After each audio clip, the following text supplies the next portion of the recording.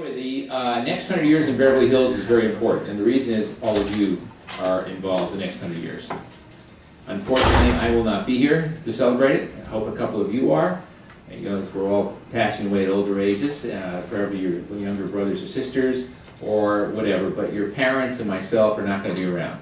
So what we are leaving you now is what you will take with you in the next 100 years. So that committee was formed. It has now done a number of things, some of which I'll talk about today. But the basic thing is this: I'm also the chairperson of the Citizens Oversight Committee here in Beverly Hills. It's for what they call Measure E money. I hope you're all aware of that. It's bond money to help rebuild the schools. And the first one that's going on right now is Horace Mann, and then the high school is next. So you're going to find a lot of things going on here in the next couple of years. And I understand that most of you are juniors. So what I'm going to be talking about will have an impact both on your education here at Beverly Hills High School, but also, and I hope, it will have some meaning for you as you think about what you want to do with seniors. And most important, how many of you are planning to go to higher education somewhere, like a college or university? Okay? Now, next, how many of you are planning to go to a community college? Okay? How many of you are planning to go to an Ivy League school? No, only 5 or 6? I should see a few more. Okay, I see a Cal Berkeley sweatshirt over here. I'm a PhD from Cal Berkeley. How many of Cal Berkeley? Should be a few of you. Stanford. All right, USC. Well, 2 or 3 anyway. All right.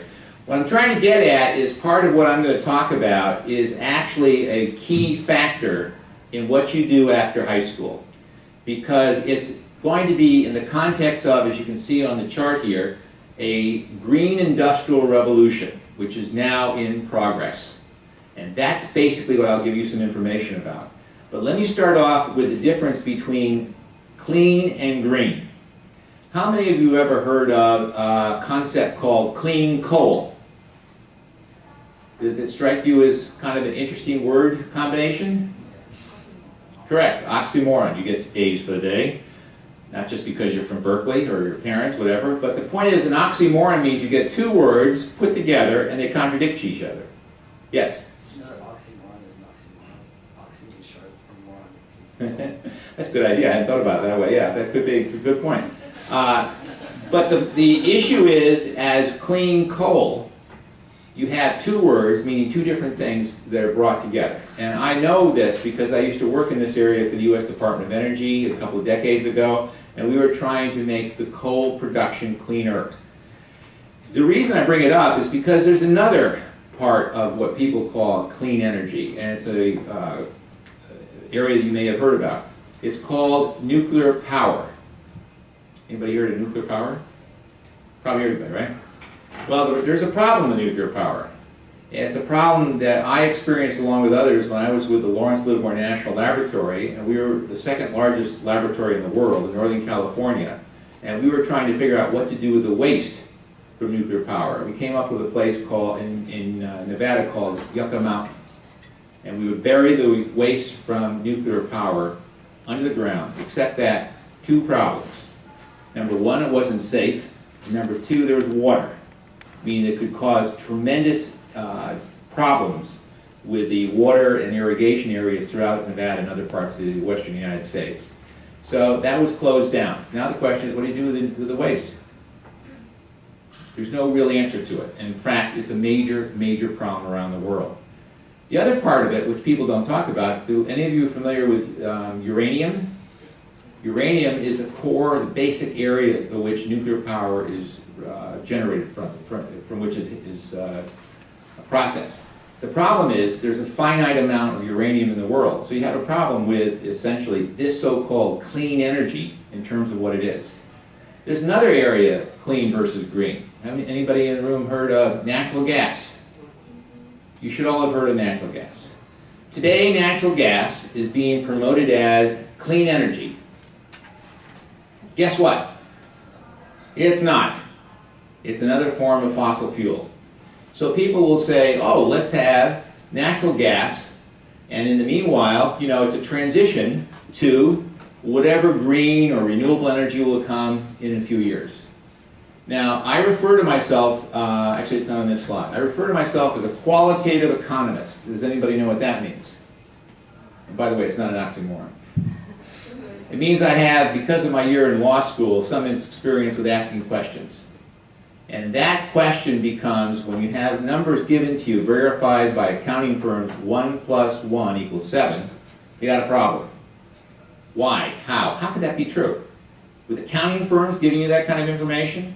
When I was in state government as an advisor to the governor of California, we had companies giving us that information, certified by CPA firms, and then saying, oh, we didn't make that, it must be correct. Guess what? We put those people in jail. Because it's a lie. And they were robbing the state of California, your parents and myself and others, for at least almost a decade.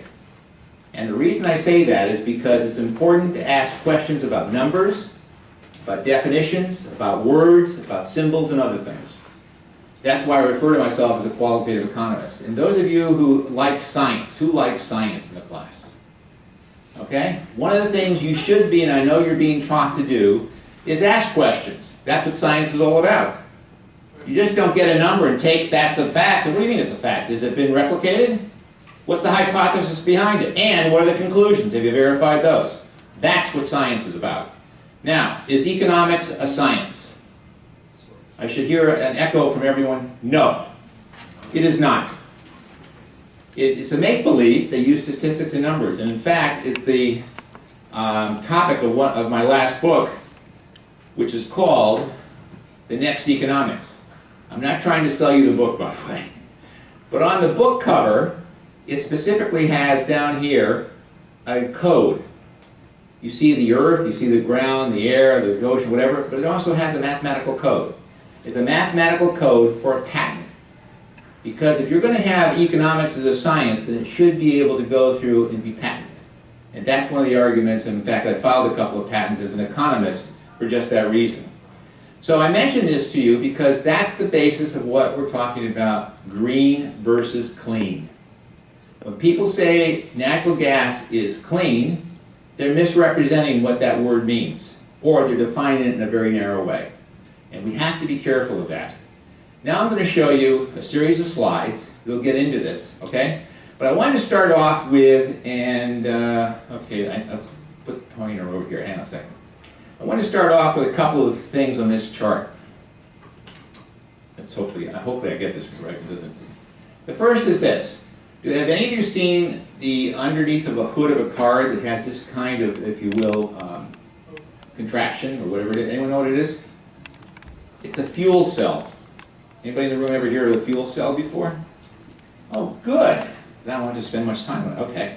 This is a new technology. It's a new technology that's very different, as all of you know, from a combustion engine. And in that context, it means that your education in the future, what you're doing, is going to be very different than what it has been. When I was teaching in Northern California, for example, a lot of the students we had were in mechanical engineering. Today, I think most of you know that's changed. It's no longer mechanical engineering, it's electrical and chemical engineering. So the percentage of people being taught how to use combustion engines has dramatically changed.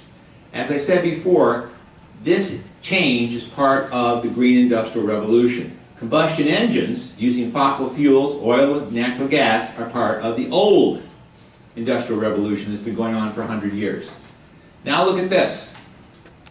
Anybody see this before? That's a, yeah, it's over here on the desk. That's a hydrogen fuel cell car. It's being actually produced and used, and by the way, I have no ownership in this company, no business stake or whatever, I just like what they do. It's made into an educational tool, and the company's called Horizon. And this toy, by the way, I should have mentioned this earlier, if there's anyone in the class that wants to help me get this working, I'd appreciate it, because my 6-year-old son and I were trying to get this to go over the weekend so I could bring it here to demonstrate to all of you, and I couldn't get the fuel cell thing to work correctly. But anyway, I could use the help, so after class or another time. But this hydrogen fuel cell car is also a toy for you to learn how hydrogen can be used, especially when it's used with renewable sources, for making a car work. this company not only has this particular toy that is using fuel cells, so this is what it looks like, okay? And you build it. It's not a Lego, by the way, so the pieces come together. But what's really interesting about this is it also has a hydrogen fuel cell fueling. This is using water, plugs into here. But what I find even more fascinating is, which I hope I can get out of here easily too, it can use solar. So it has solar panels that you actually are able to have and refuel this car with hydrogen from renewable sources. Not natural gas, but renewable sources.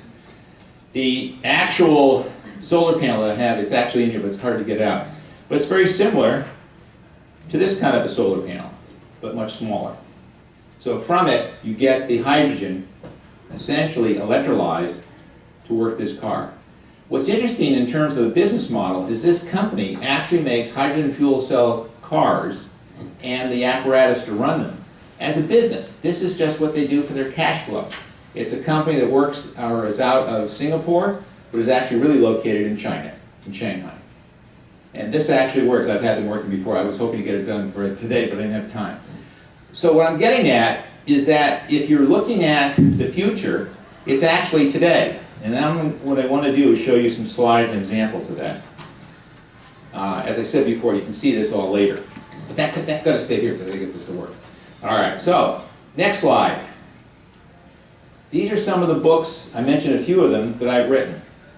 The one here on, this is called Qualitative Economics. This is actually my first book about a decade ago about economics trying to become a science. I mentioned the latest book, which is this one.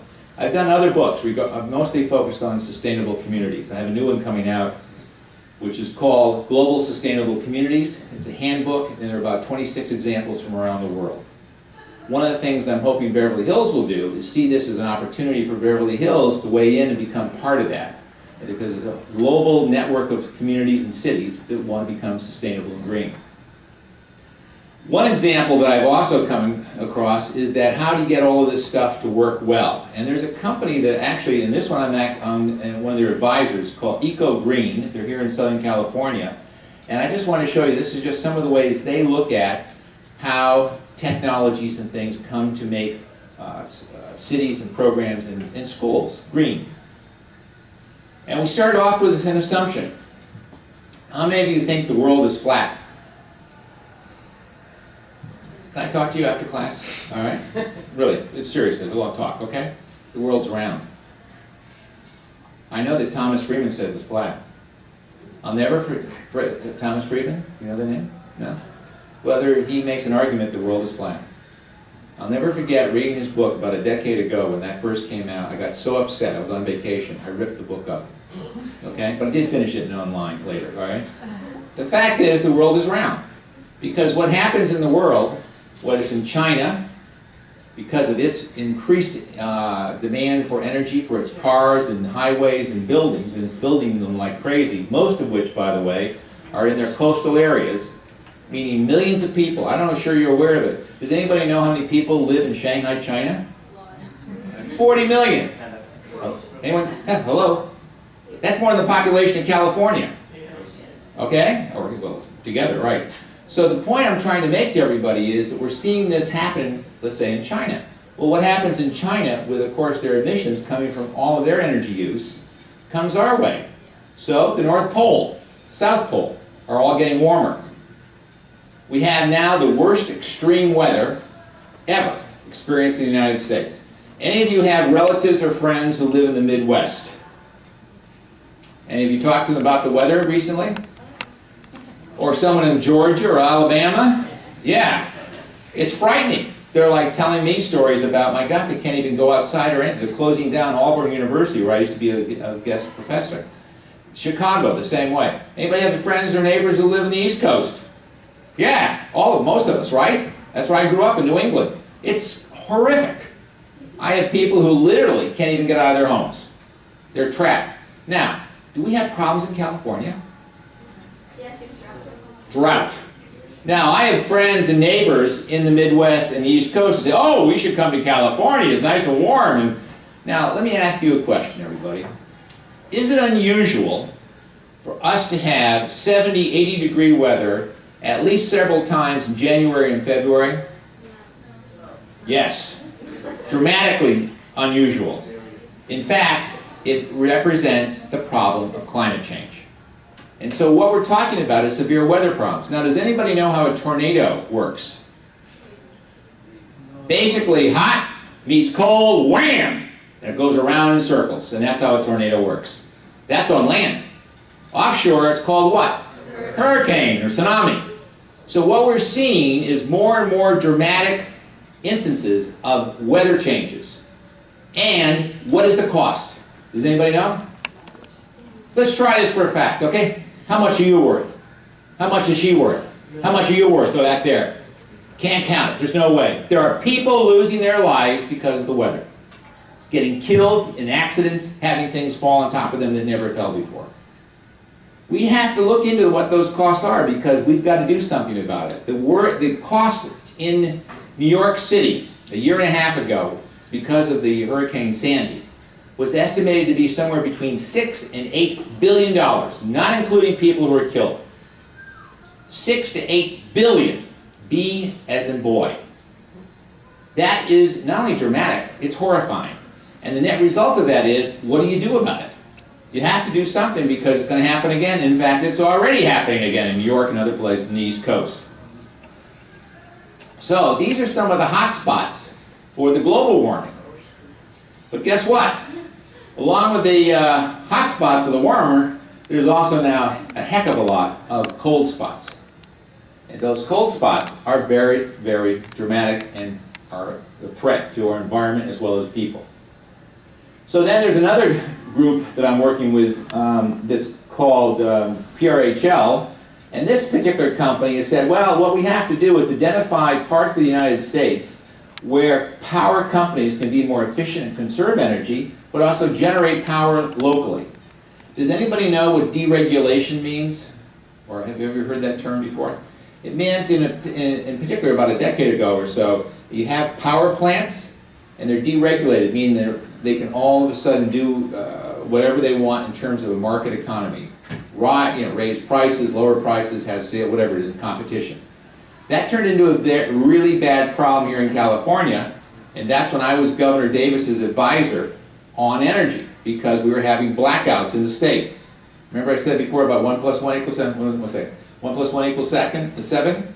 That's when we were having these companies telling us, well, we have to turn off the power or raise the rate because it's costing us more. And I would ask the question, why is it costing us more? Well, we got to turn off the power plant. I mean, it needs repair. Okay, how long? A week? Fine. 3 months later, it's still off. Because they know the cost of energy was going up and they were going to make money off of it. That company that did that, and they weren't the only ones, is called Enron. Anybody ever hear of that company? Yes, a few of you, right? Only 3. What was your question? Comment? Okay. Okay. So the point I'm trying to make is this deregulation, though, has come back in the sense of let's not deregulate all utilities. Let's look at how we can have on-site, or what is called distributed power, on buildings and schools and hospitals and city halls and your home, also with the central plant systems. One of my books, so I didn't bring that one with me, is called Agile Energy Systems, and it talks about that. It was written right after the energy crisis in California around the year 2000. And in that context, it talked about central plant energy, but also on-site power. On-site meaning schools, libraries, city halls, and even office buildings as well as your home. With that combination, you're really making a big difference. And now this is happening in 12 states. It's now actually, I heard recently, 16. And it's becoming somewhat a different way of looking at energy in terms of the United States. So then if we look at what traditional power has been for these central plants, it's been fossil fuels, natural gas, coal and oil.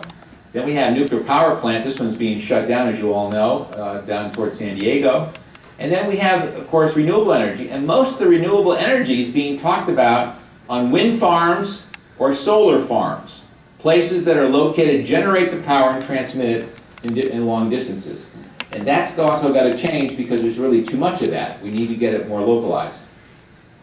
So the traditional use of renewable energy with the solar panels, concentrated solar, and wind is coming under concern because I don't know whether any of you saw the newspapers over the weekend, but this is a concentrated solar plant in Arizona. It's huge and it's being built now, but they've got to transmit the energy from there to other parts of Arizona and New Mexico and California and Utah. That takes a lot of money, energy, and resources. So one of the things I wanted to get into is then what does all of this mean and what does it mean to all of you? You live in, most of you probably live here in Beverly Hills or close by. If you live in Beverly Hills, you have a company called Edison, which is the supplier of energy to this city. Okay? If you live outside of Beverly Hills, like Santa Monica also has Edison, but if you live in West LA or the West Side or West Hollywood, you're going to have what is called the Department of Water and Power, Los Angeles Department of Water and Power. They're two different companies. They're both working on central plants. And so their history at looking at clean versus green has been, yeah, well, let's get clean, maybe more natural gas, or in some cases nuclear power, but what they haven't done is really made a dedication towards the green, that is the renewable energy side, the solar or the wind or other things. This is from the NREL, which is a National Renewable Energy Lab in Colorado, and this just shows this possibility of solar energy throughout the United States. Geothermal is another renewable source. Biomass, also possible throughout the U.S., and wind. When I first saw this chart, I made a comment to them. And I said, why don't we have the chart also show wind off the shorelines of the Pacific and the Atlantic, even the Gulf of Mexico? And by the way, since that, this chart was made about 2008, they did make a new chart, and they now show that. Because there's a lot of countries in the world, particularly in Europe, Northern Europe, that have wind turbines offshore. Not on land, but actually in the water. Holland does. Germany does. Denmark. Other Scandinavian countries as well. Has anybody been to Northern Europe and seen some of this? If you haven't, you should try to go. You'll also see wind turbines onshore, next to homes, factories, and buildings. In other words, not far away, but local. This is something we need to do and remember more that's useful in California, let alone in the United States. This just shows how much the solar can be useful as generated, what I said before, but again, it's going from central plants and then being transmitted into different states because of environmental concerns. So what I said before about agile energy systems is we have both. We have to have the central plant not using the fossil fuels, the clean energy, but instead renewable. So you have the plants for buildings and big structures, but you also have it for your homes and your businesses and your schools. How many of you in this room have solar panels on the roof of your home? One? Don't be embarrassed, it's okay. Only one? Now, would it be a good idea for you all to get them on top of your homes? Absolutely. And guess what? They're not that expensive. They used to be 3 or 4 years ago, but the price has gone way down. The issue is, if you do it, you're going to reduce the amount of energy that you're actually needing for your home or for your building or for your parents' office. When you do that, you're saving a lot of money because as you all know, and you check with your parents about this, go home tonight and ask for your bill on your energy for your home, okay? And you'll see over the last year the price has gone up. When you have solar, I don't think that the sun charges any more for it to shine on us, does it? No, I don't think so. I think when the sun shines, it's all stable, right? So for example, they even have solar panels today. They're this thin. This panel, I'm in a room now with very little light. I mean, if the light was up a little bit, you'd see it. There's actually numbers here, and it'll be registering how much power is being generated. Yeah, you want to just, 1 second? You see the numbers?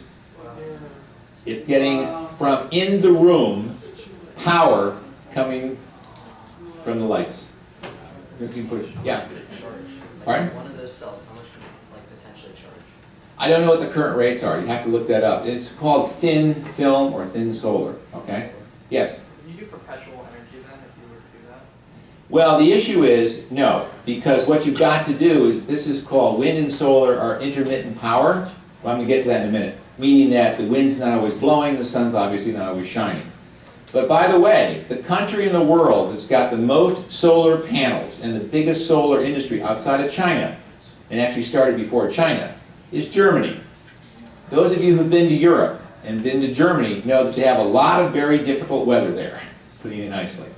Lots of storm, lots of cold weather, lots of rain. Yet they are the country that's installed the most solar panels, in part because they have a program called the feed-in tariff. I won't go through all of that, but it's a program that just simply means that you dedicate money from paying your energy bill towards getting solar or getting other kind of renewable energy sources for your home or your building. The point is to combine all of this. Rather than having just one system like this, you have it, but you also have to have others. And in relation to your comment, your question, you also have to have something providing the storage for when the wind or the sun is not shining. It could be a battery, could be a fuel cell, could be a combination, and I'll show you some of that examples. But we have to do first and foremost is start off with being efficient and conserve energy. How many of you know whether or not you have natural gas in your home? How many have natural gas in their home? How many of you have no natural gas but only using electricity? I specifically, when I bought my home here in Beverly Hills, had all the natural gas shut off because there is an industry where the price has been level and it's going up, and believe me, it's going to go way up sooner than later. But I don't think the sun's going to cost me anymore. I don't think so. And I don't think the sun's going to charge me anymore. I don't think so. Plus the fact that I know I can control it by reducing the cost using solar panels. My point to all of you is we've got to think about these costs. How many of you take your plastic bottles and recycle them? Great. But in Beverly Hills, the claim is we don't have to do that. We can just take the bottles, put them in a bin, and they can be taken into a place and, they're separated and all the rest of it. I was with a group in Beverly Hills called Team Beverly Hills, and Ms. Smith and I were talking about this before. This is just a bag from Team Beverly Hills. I actually went to the place, it's called Crown. It takes the waste in Beverly Hills and recycles it. When I was there, I asked them at their facility out in the valley, I said, what percent of the plastic and metals are you able to, separate out?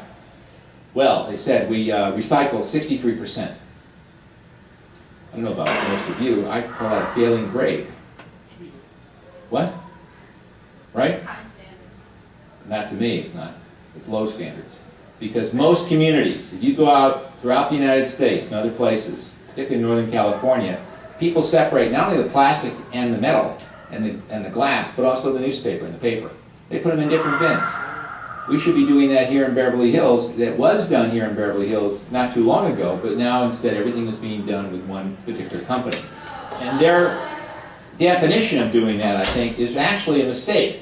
Because what they've got to do is be sure that they're lowering the use of these products. And the way to do them is by recycling and redoing. And by the way, I'm teaching my 6-year-old son, which you'll see pictures of him later.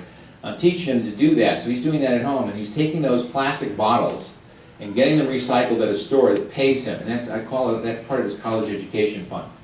And he's doing it, it's my college education fund, So I think you've got to get motivated one way or the other. But the way to do it is start thinking about what we're doing with our products and our waste things. For example, the other thing I brought is, I'm sure most of you are aware of this, this is actually wood that's made from recycled products. Yeah? Why not? That's the kind of thing that we can do just by taking something and recycling it and making it. The other thing I was going to show, this won't work in the sun. I'm bringing, these are different things from my son, my 6-year-old son, right? All right, this is a helicopter that he got from some friends of ours in Europe. And guess what? It has a solar. When it's in the sun, you'll see this thing going on. Does it lift it? No, it's too heavy, actually. But the point is, it demonstrates, how a solar blade would work on top of a helicopter. So he's beginning to see the relationships between these things. And I would recommend this to all of you in terms of your thinking about what can be done. These are pencils that are all from recycled paper. You can get these. You can get pens also. Different products if you look for them, okay? All right, so the point is that there are a lot of this is going on, the issue about green versus clean. And part of the leadership for all of it, as I've already indicated, is coming from Europe, particularly from the Scandinavian countries and Germany. Because they're looking at these kinds of issues and saying, wait a minute, we've got to do something. We can't continue the way we have. Are all of you aware of what's going on in Ukraine today? Everybody? Do you know why? Russia. That's a word. What does it mean? What has Russia been doing? Yes? Gazprom? That's it, natural gas. I was an advisor to the Ukrainian government 2 years ago, and it was on their climate change issues. And the biggest problem is the pipelines from Russia go right through the Ukraine. So when the Russians want to get more money per use of oil and gas in Western Europe, oh, they have to turn it off and repair it for a day. Have you heard me say that before? Yeah, they do that and the price goes up. And who gets blamed for it is people in the Ukraine. So the Ukrainians have to do things which are very questionable in order to keep the power going. The point I'm making to all of you is you have to remember that Europe is taking leadership in this in large part because they don't have many alternatives. Where else are they going to get power? So that's one reason the Ukrainians and other parts of Eastern, Central, and Western Europe are leading a lot of these efforts. Because they understand that to be dependent upon other parts of the world could be dangerous. Do any of you know where Italy gets most of its power? No. Well, oh, nuclear power, yeah, they get a lot of it actually, but not most. Where's most? Libya? Libya, Northern Africa. And guess what? It goes under the water. Very good. You've been studying all this stuff, huh? Under it goes under the Mediterranean and over into Italy and boom, up the foot. Anyway, okay, so we have to take a look at what the options are. And by the way, Italy is going very heavily into wind and solar power. So, the transition to commercial green technologies has already been done. It's happening right now. It's not something in the future. I already mentioned, you'll see some examples in a minute. Here you have the power grid. Now, many of you, how many of you have a battery electric car? Or your parents do?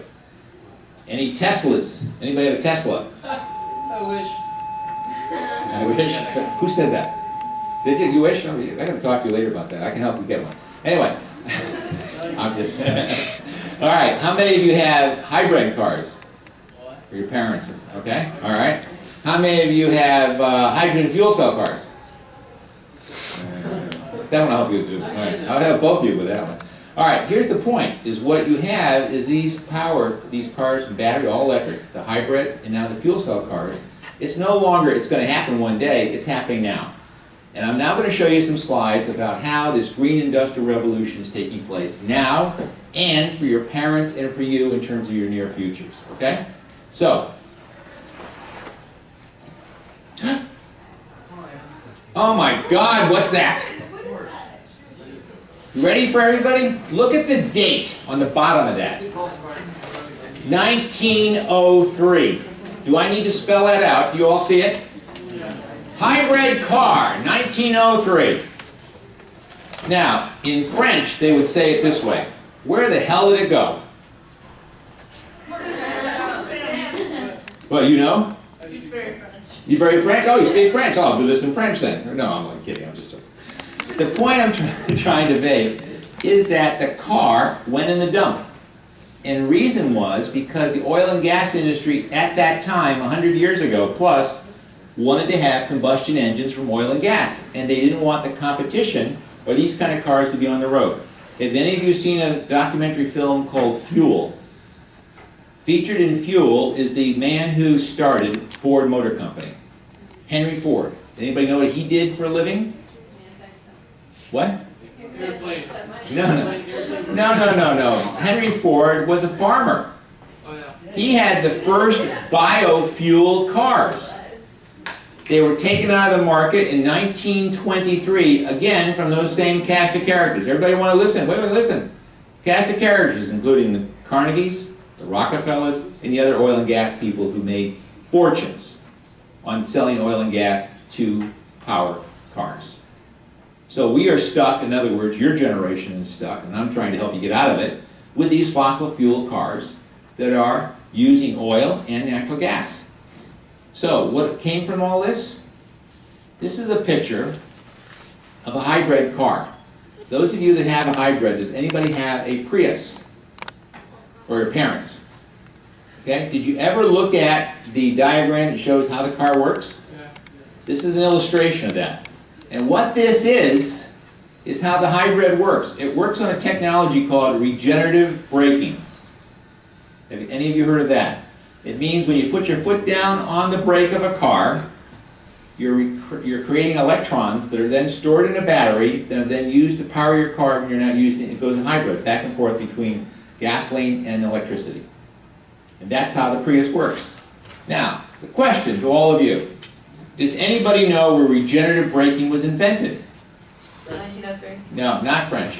Not this time. No, it was invented. Now this is when I'm speaking outside the United States. I always tell people who are Americans to stand up and take a bow.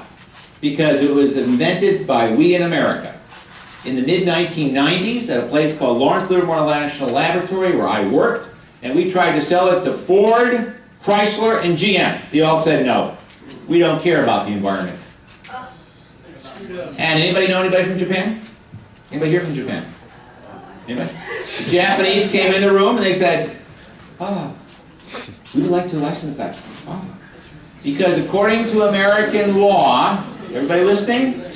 Listen, according to American law, the first right of refusal for that technology, because it was American taxpayer money that invented and perfected it and patented it, would go to American car companies. And when they all three turned it down, that meant it was open to anybody in the world. Fast forward, meanwhile, Prius has invented 3 new generations of regenerative braking, and they sold the first one that they could have had for free. They sold it to Ford. Yeah, Toyota sold it to Ford. Prius is owned by Toyota. So in other words, here the Americans had all this opportunity, and it didn't happen. So I mentioned this to you as examples of this green industrial revolution, what it's about. Now I think we're coming close time-wise, right? So, okay, let me go through this quick. This is an example of a hydrogen refueling station in Honda in Torrance. This actually exists. I've been there and you can see something. This is solar panels. They're then being electrolyzed to provide, as you can see here, the hydrogen that's refueling the Honda car. And this station has been there for a decade. But guess what? This was the last couple of months ago, at the LA car show, and also at the car show in Detroit. These are hydrogen fuel cell cars, ladies and gentlemen. These are the cars that are coming to California. Ready for this? By the time you start college, in 2 years. In the thousands, they're coming to California. All the car makers are targeting California because they see us as people who live and work in our cars. Right? We work in our cars, right? All your parents do, I'm sure, right? The point is, these cars are now available after years and years of development. But the other point is that when you go back to have this, you want to use refueling coming from renewable green sources. Like I showed you before, like Honda did, with using solar. And there are systems and stations for doing that being built now as we speak. These are now being done so you can get your car refueled. The other thing I wanted to show you is this is a group that I work with called Earth Accounting. One thing that we're working on is a green barcode like this that you take on your phone as an app, and you can go into a store and find out what it's made of, where it was shipped from, how much it cost. Does it have any toxics or chemicals in it? Were the laborers who worked on this or picked the beans or whatever they did for the product, were they, over 16 or were they 6 or 8 year olds? In other words, what was going on with that product? This is something that's being done as an app. I actually have it on my phone that you can see later. The point is that we now have sustainable companies that are using green energy, and this is just a list of some. One of you may have heard about is Walmart. They're now putting solar panels on the roofs of a lot of their groups. I don't know why they don't do it. You'll see examples next.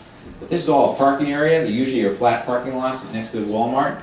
And I don't know why they don't put them on the parking lots. I think it makes a lot more sense. And you'll see, I've done that, so you'll see why I mention it.